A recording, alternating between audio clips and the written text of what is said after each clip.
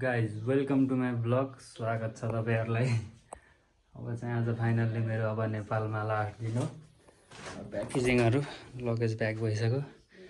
यिनी मसँग जाँदैछन्। त्यसपछि अब यहाँ अब यो सानो ब्यागमा हामीले के भरेछौँ जुत्ता यसैमा छ, कपी किताब यसैमा छ, यो क्यारी ब्याग भयो, यो अझै भयो होइन। रुमको हालत यस्तो भयो। अब आजको नाइटमा म काठमाडौँ निस्किन्छु। त्यसपछि मेरो चाहिँ सन्डे फ्लाइट हुन्छ। अब जापानको बारेमा एसएसडब्ल्यू भिजाहरूको बारेमा बुझ्नलाई जे कुरा हुन्छ सबै कुरा बुझ्नलाई मेरो भिडियो हेर्दै गर्नु। म वहाँ गएर सबै अपडेटहरू भनिदिन्छु। एसएसडब्ल्यू भिजामा लैजाँदा के गर्छ, त्यो रुमहरू, त्यसपछि बिजुली पानीहरू के हुन्छ सबै म अपडेट गर्दै गर्छु। हेर्दै गर्नु होला। फाइनली गाइज अब हामी चाहिँ सामानहरू प्याकेजिङ गरेर सकिसकेका छौँ र अब हामी चाहिँ आफन्तजनहरूसँग एउटा सानो लङ्का भेटको लागि जाँदैछौँ। अब जानभन्दा पहिला अन्तिमचोटि एकचोटि भेटेर रोएर जानुपर्ने हुन्छ। त जाने मान्छे हुँदैन, नजाने मान्छे, पठाउने मान्छे, बिदाई गर्ने मान्छे हुन्छन् भन्ने हामीलाई पुरा विश्वास छ। पुरा विश्वासका सहित हामी जाँदैछौँ। आउन हाम्रा आफन्तीजनहरू, हाम्रा बुढाबाहरू, हाम्रा ठुलोबाहरूलाई सुमे रुमाल छोपेर राख्नुहोस्, आँसु पुस्नुपर्छ, त्यही गएर भेटौँला। लगभग यहाँदेखि निस्किने बेला पनि हुन लाग्यो। फाइनल्ली घर छोड्दैछु मैले चाहिँ अब विशाललाई पसलदेखि लिएर आउँदाखेरि छिटो त्यो चुइगम के अरे नखाऊ भर्खरै मुखमा हाले थिएँ। चुइगम नखाऊ, अब मासु खाने भनेको चुइगम थुके। चुइगम अहिले के भने चुइगम थुका मासु खुवाउने। यो भनेको आज घरमा लाग्थ्यो एकदमै ठुलो अपमान हो। मासु खुवाउँछु भन्ने, त्यसपछि अनि चुइगम फाल्ने, कति काम दिन्छ। खाना खाने सेसन चल्दैछ। मम्मीले भात पस्किँदै हुनुहुन्छ। मासु पाके आज हाम्रो घर किन पाके भन्दाखेरि गोपाल जाँदैछ। के छ बाबु? विशाल भित्र मासु खाँदैछन् यहाँ। फेरि त कति आत्तुरी भएको खाना म यो लिन गएको, उसले भात त अन्काइरह। चुइगम किन फालेको त? ल गाइज म हो नि त, हान्न त मन लाग्यो। उयो गरौँ न, मेरो मासु यता। सरी गाइज, मासु भात। मासु त बबाले भन्छ नि। ल हामी चाहिँ अब खान्छौँ। खाएपछि अब जाने बेला भेटौँ। केटाहरू जम्मा भयो यहाँ। पनि अब रेडी भइसक्यो। कति बज्यो केटा? अब लगभग निस्किने बेला भयो होला। 8 बज्यो।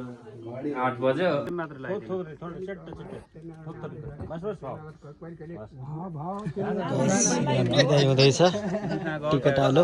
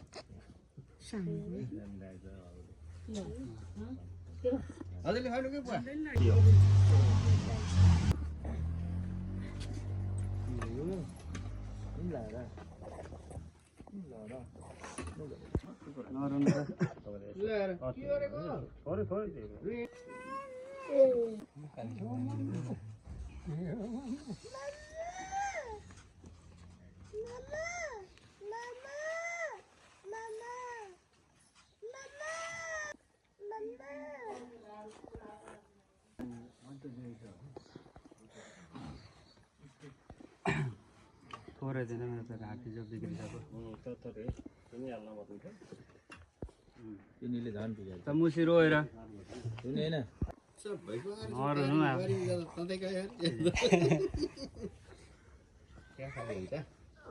बुढाहरू मात्रै।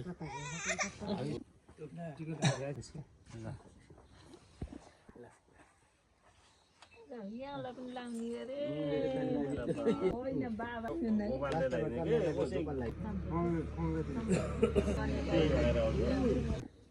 मलाई चाहिँ चाहिएको भुस मलाई जान्ने होइन सरो र एउटा होस् भरिसक्यो होला ठिक गोपालले नानीलाई लाग्यो त नमस्ते गर नमस्ते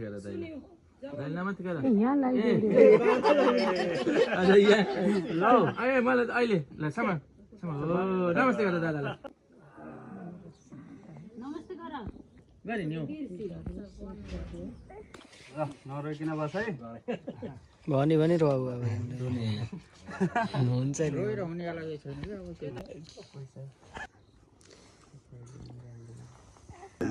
इनको चाहिँ बिहा इनको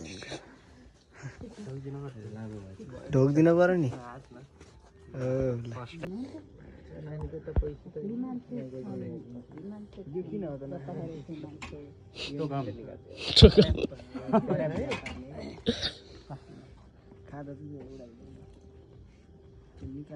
फोटो कहाँ लगाइ फोटो खिच त बेला भयो ल हन्डा साइन भयो ल टिस्टा ल ल गाइस गोपाल जानलाई म पनि जानला फेरि बाटो छोडिदियो ल हामी चाहिँ यहाँ फाइनल्ली अब बस पार्कमा आइपुग्यौँ सामानहरू यहाँ छ होटलको मान्छे लिन आउँछु भन्दैछ हामीलाई वेटिङमा राख्दैछ गाउँका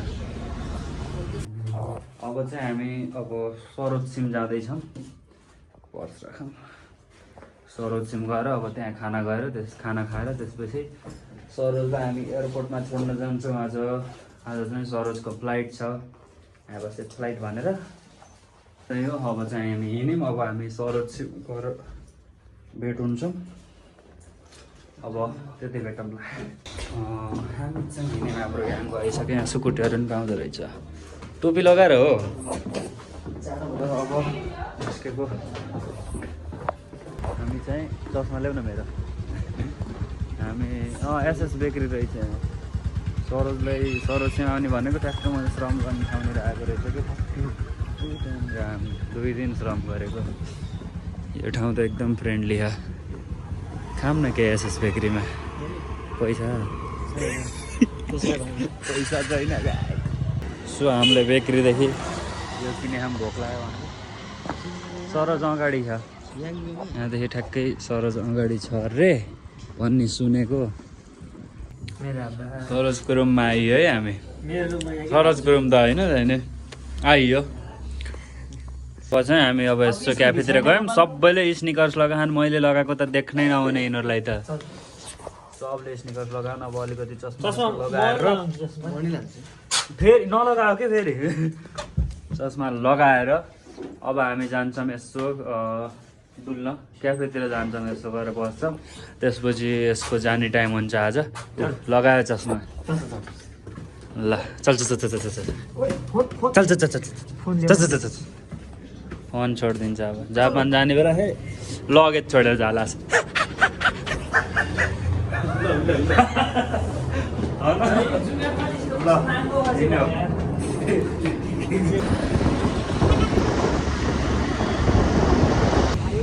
यही हो गाइज यहीँदेखि अब 3 दिनपछि म पनि जाँदैछु आज चाहिँ सरोजको फ्लाइट सरोजहरू चाहिँ भित्र पुगिसक्यो हामी चाहिँ बाहिर गेटदेखि हिँड्दै आउनु पऱ्यो अब सरोजलाई बिदाबारी गर्नु पऱ्यो यत्रो टाइमसँगै बस्यो रमाइलो गऱ्यो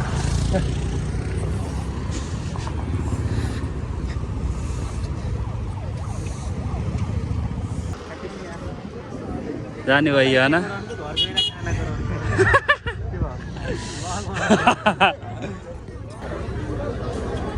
सो फाइनली गाइस अब चाहिँ हाम्रो सरोज सर जाँदै हुनुहुन्छ ल ह्याभ अ सेफ फ्लाइट भन्न चाहन्छु के गर्ने त नि 2 दिनको जिन्दगी हो होइन कमाउनु पऱ्यो रमाइनु पऱ्यो साथीभाइ भन्ने चिज अब हुँदै गर्छ भेट हुँदै गर्छ